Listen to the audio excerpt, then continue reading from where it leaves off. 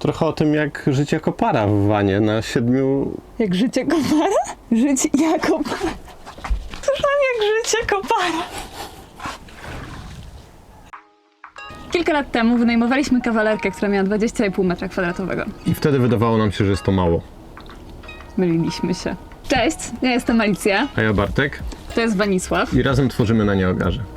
2 lata temu postanowiliśmy zbudować swojego własnego campervana i tak od tamtej pory sobie nim podróżujemy. Łącznie zwiedziliśmy około 14 krajów przez ile? Spędziliśmy tutaj jakieś pół roku w tym wnętrzu ogromnym. 7,61 m². Dodajemy to 1, bo każdy centymetr jest tutaj ważny. Dokładnie. A dlaczego o tym mówimy? Mówimy o tym dlatego, że już po tych naszych doświadczeniach chcielibyśmy wam opowiedzieć, jak żyć na takiej małej przestrzeni i się nie znienawidzić. I dalej się nawet lubić. A w zasadzie to kochać. Nawet się kochać.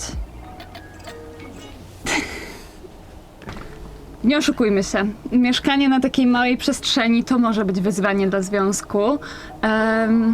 No i w zasadzie nie tylko może być, ale też jest. I to z wielu powodów.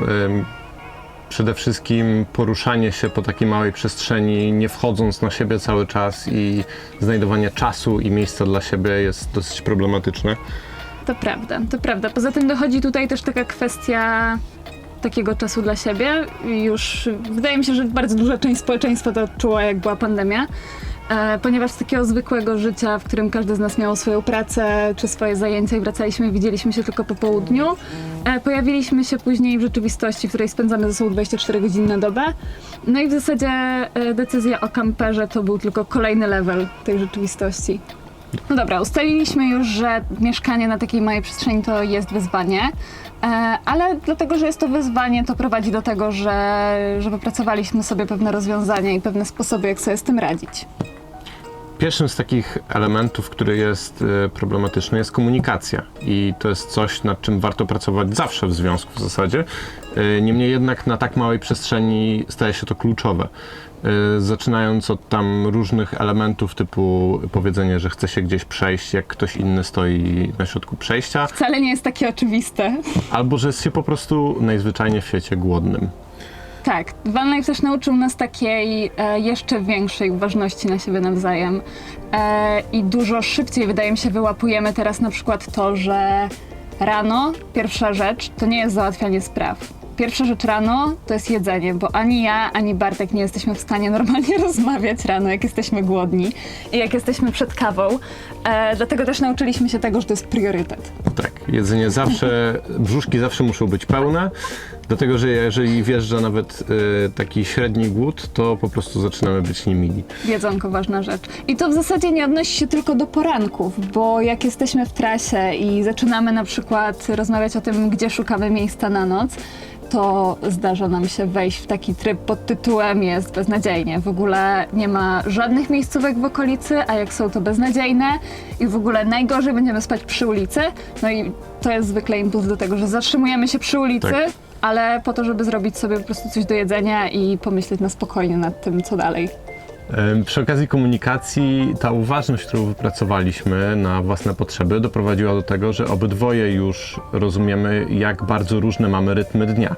Tutaj idealnym przykładem na to jest fakt, że ja jak wstaję rano, nie jestem w stanie zbyt długo leżeć w łóżku i mam dużą potrzebę, żeby wstać i od razu zacząć robić rzeczy. W związku z tym ja się zajmuję kawą i śniadaniem, ale już wieczorem staję się kluchą i sobie siedzę na kanapie i nie bardzo chce mi się coś robić i wtedy cała na biało. Wchodzę ja z moją wieczorną nadpobudliwością i wieczorną kreatywnością i wtedy to ja mam siłę wymyślać, co będziemy jedli na kolację i mam siłę przygotować kolację, więc w ten sposób się odwdzięczam za to śniadanko i kawkę, które ogromnie doceniam, bo ja naprawdę, jak Bartek mówi, że jest kluchą wieczorem, no to ja jestem kluchą do kwadratu rano. Ja gniję w łóżku rano, nie jestem w stanie się ruszyć. Obiadki natomiast robimy na zmianę, więc to jest taki stały podział w zasadzie. Tak, no nie prowadzimy jakichś statystyk, ale staramy się to w miarę tak sprawiedliwie dzielić.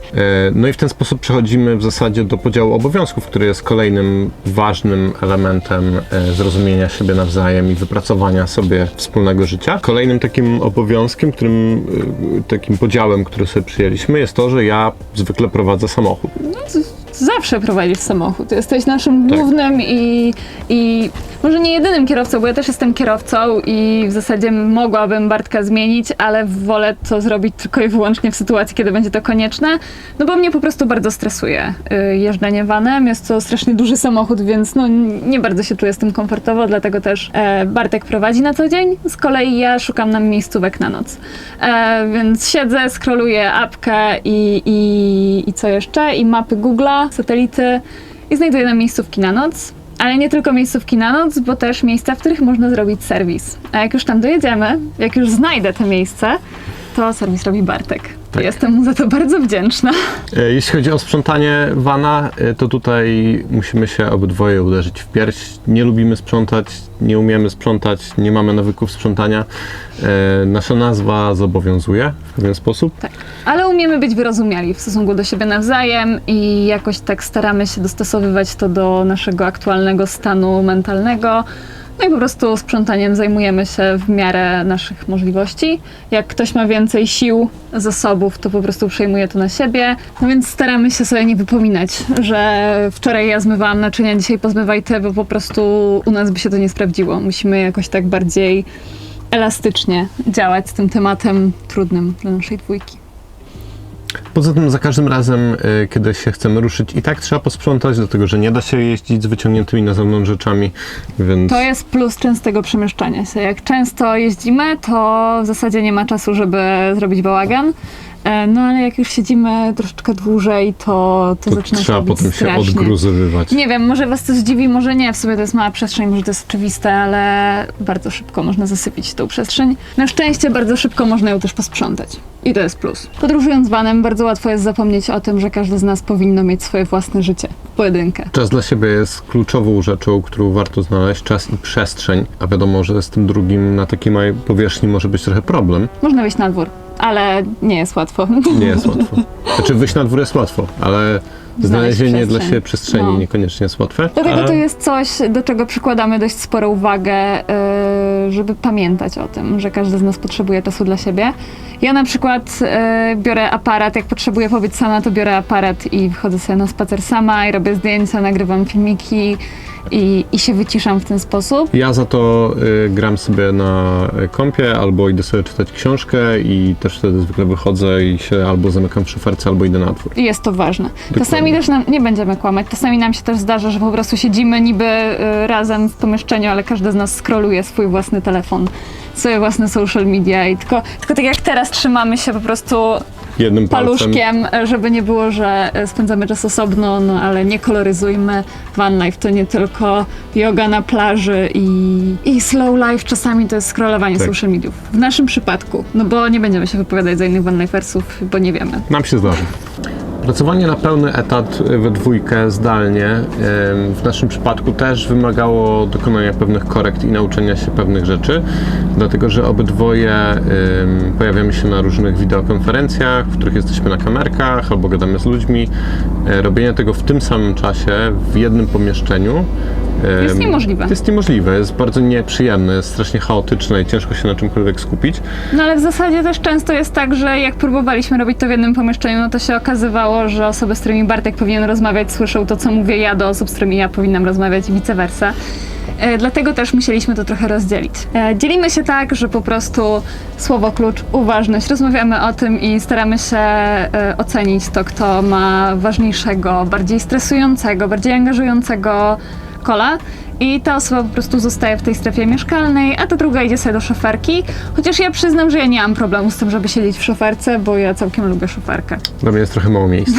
Dlatego też wydaje mi się, że częściej ja tam idę. No ale to też, jak miałam rozmowę kwalifikacyjną, bo w ogóle na wyjeździe rok temu miałam rozmowy kwalifikacyjne online, no to wtedy wiadomo, ja siedziałam sobie z tyłu komfortowo, spokojnie. No ale jak takie codzienne już obowiązki, no to dzielimy się w miarę potrzeb. Ustaliliśmy już, że van life to może być wyzwanie dla związku. Ustaliliśmy, że mamy pewne systemy, które nam pomagają istnieć tutaj w miarę bezkonfliktowo. No ale co jeżeli zdarzy się kłótnia? A zdarzają się kłótnie, no bo nie da się w naszym przypadku od tego uciec całkowicie. My się nie kłócimy. Jesteśmy idealnym związkiem, nigdy się nie kłócimy. Nigdy. Nikt nigdy się nie kłócił. Prawie 9 lat związku, 0 kłótni. 10. 15. 38 lat razem i dalej się nie pokłóciliśmy o nic nigdy. No dobra, ale jeżeli kłótnia, to co? To wtedy Ala ucieka do szoferki. Nie, ale tak jak mówiłam przed chwilą, ja szoferkę całkiem lubię. Chyba lubię małe przestrzenie, mogę jak kot się zamknąć i sobie tam siedzieć. Więc zwykle to wygląda tak, albo wychodzimy na dwór. Po prostu dbamy o to, żeby się wtedy rozdzielić. Jeżeli sytuacja wymaga tego, żeby ochłonąć, no to niezależnie od tego, czy to jest po prostu malutki van, czy duże mieszkanie, no to zawsze dajemy sobie przestrzeń na to, żeby odsapnąć. Albo zjeść. Albo zjeść. No, a tak poza tym, no to co? No to w zasadzie wszystko tak jak w każdej innej sytuacji podczas kłótni, nie? Tutaj już się nie bardzo coś różni, no oprócz właśnie tej przestrzeni. Ale da się uciec. Ja tu mówię, że to jest drugi pokój. Śmialiśmy się przed wyjazdem, że co jeżeli się pokłócimy i ustaliliśmy też, że jak coś to łazienka jest oddzielnym pokojem, więc będziemy wchodzić do łazienki. No ale to jednak myślę, że zasłona to jest za mała bariera. Tak, trzeba wyjść do szoferki albo pójść na dwór. A tak poza tym Nie na pole, Nie na na dwór. Jezu, kłótnie tu zaczynasz, Bartek. Ja nie wiem. Pizza hawajska jest bardzo dobra. Nie no wiadomo jak jest z kłótniami, no po prostu trzeba albo wypracować potem wspólną wersję wydarzeń, albo znaleźć kompromis, albo się przeprosić i po prostu odpuścić i Że to żyć dalej. niezależnie od tego, czy jest to van life, No czy nie. dokładnie. Tak jak W sumie już życiu. tutaj lecimy z dygresją.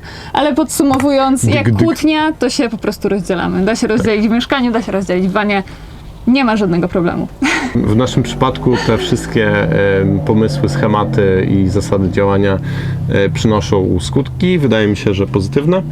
Mi się w ogóle wydaje, że van life dobrze podziałał na nasz związek, nawet jeżeli nie podróżujemy, no bo po prostu już automatycznie te rozwiązania, które sobie wypracowaliśmy, przenosimy też na życie, kiedy mieszkamy normalnie w mieszkaniu i po prostu jesteśmy bardziej uważni na siebie i to jest super. Aczkolwiek rozumiem też, że to nie jest dla każdego i wiem też, że są ludzie, którzy nie byliby w stanie w ten sposób funkcjonować i to też jest okej, no bo to jest trochę ekstremalne. Bycie ze sobą No 24 godziny na dobę jest ekstremalne, więc wydaje mi się, że trzeba mieć też po prostu dobrać się z drugim człowiekiem, który też uważa, że to jest okej, A potem nauczyć się żyć. albo nie. Nie, ale nauczyć się nie żyć można też. Można się też nauczyć nie żyć. Tradycyjnie już zachęcamy Was do zasubskrybowania naszego kanału, ale też do odwiedzania nas na innych mediach społecznościowych. Wszędzie nazywamy się tak samo na Nieogarze. Dajemy Wam też linki w opisie. Jeżeli macie jakieś pytania, chcielibyście czegoś się dowiedzieć na temat nas, van life'u albo Zaskoczcie nas. czegoś, zaskoczcie Zaskoczcie nas. Śmiało w komentarzach jest na to miejsce. Dzięki wielkie. Widzimy się za tydzień. Do zobaczenia. Cześć.